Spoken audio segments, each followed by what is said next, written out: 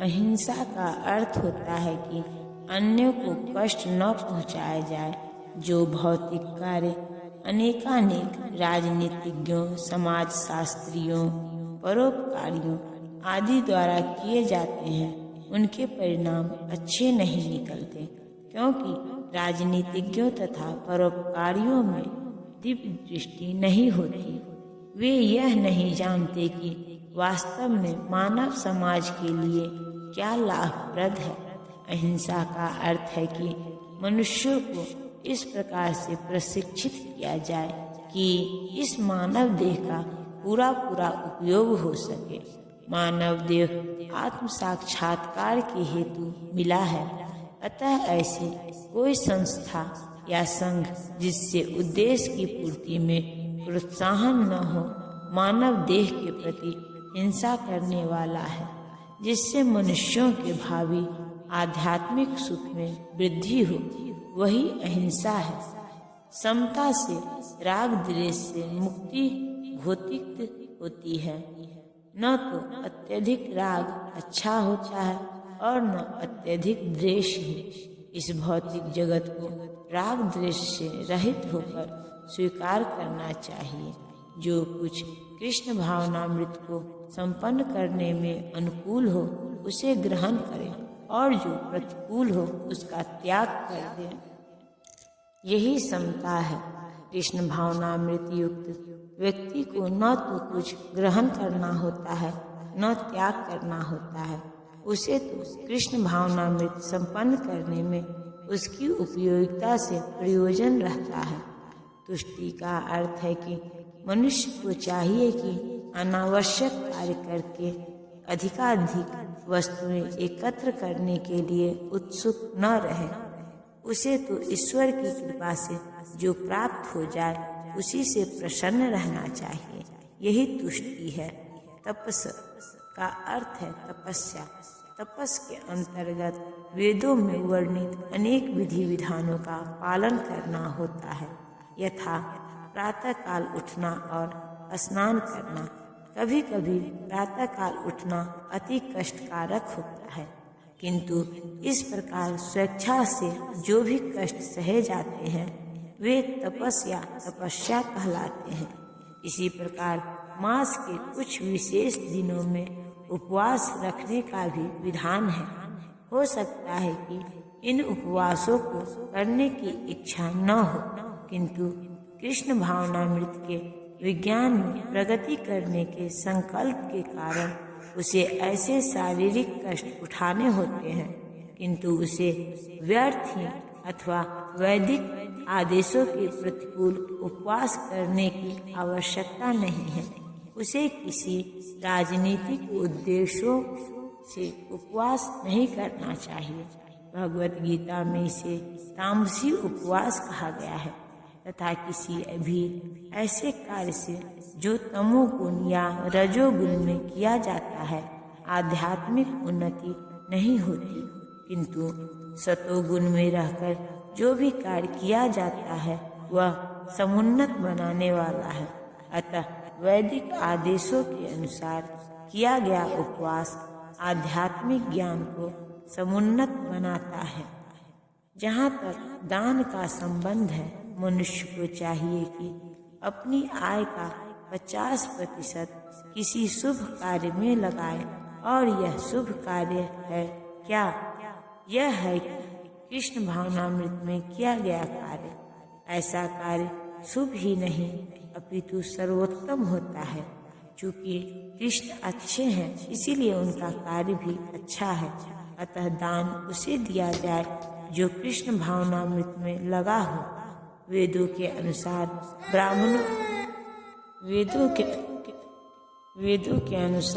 ब्राह्मणों को दान दिया जाना चाहिए। यह प्रथा आज भी चालू है, यद्यपि इसका स्वरूप वह नहीं है जैसा कि वेदों का उपदेश है। फिर भी आदेश यही है कि दान ब्राह्मणों को दिया जाए। वह क्यों? क्योंकि वे आध्यात्मिक ज्ञान के अनुशीलन में लगे रहते हैं। ब्राह्मण से यह आशा की जाती है कि वह सारा जीवन ब्रह्म जिज्ञासा में लगा दे। ब्राह्मण जो ब्रह्मा को जाने वही ब्राह्मण है। इसीलिए दान ब्राह्मणों को दिया जाता है, क्योंकि वे सदैव आध्यात्मिक कार्य में रत रहते हैं और उन्हें जीविकोपार्जन के लिए समय नहीं मिल पाता। वैदिक साहित्य में सन्यासियों को भी दान दिए जाने का आदेश है। सन्यासी द्वार द्वार जाकर भिक्षा मांगते हैं। वे धनार्जन के लिए नहीं अपितु प्रचारार्थ ऐसा करते हैं।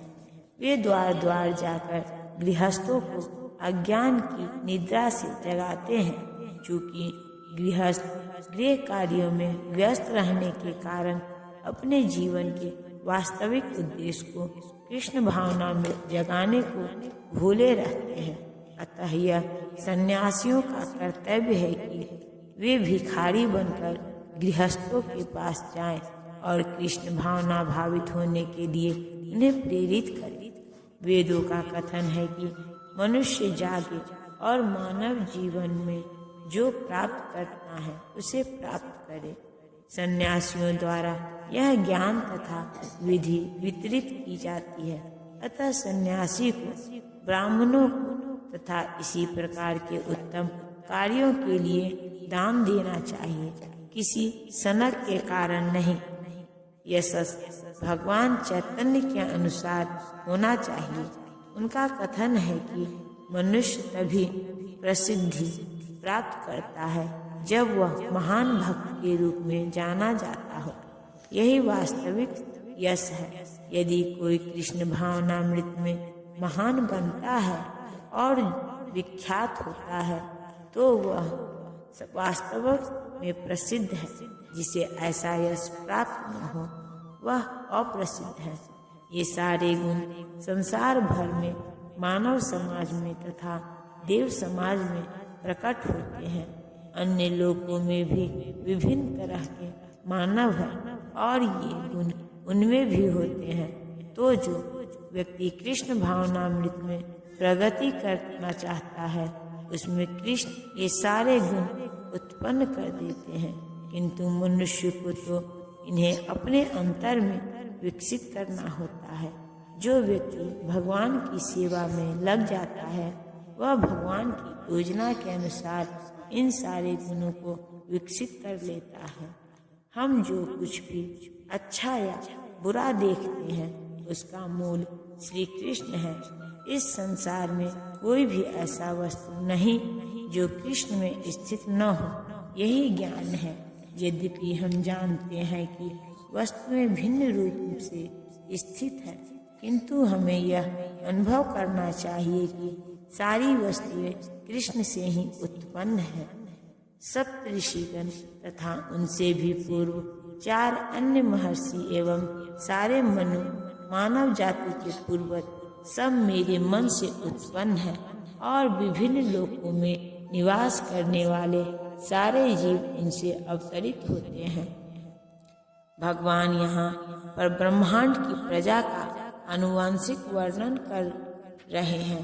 ब्रह्मा परमेश्वर की शक्ति से उत्पन्न आदि जीव हैं जिन्हें हिरण्यगर्भ कहा जाता है। ब्रह्मा से 7 महर्षि तथा इनसे भी पूर्व 4 महर्षि सनक, सनंदन, सनातन तथा सनत कुमार एवं सारे मनु प्रकट हुए। ये 25 महान ऋषि ब्रह्मांड के समस्त जीवों के धर्म पथ प्रदर्शक कहलाते हैं। असंख्य ब्रह्मांड है और प्रत्येक ब्रह्मांड में असंख्य लोक हैं और प्रत्येक लोक में नाना योनियां निवास करती हैं। ये सब इन्हीं 2500 प्रजापतियों से उत्पन्न है।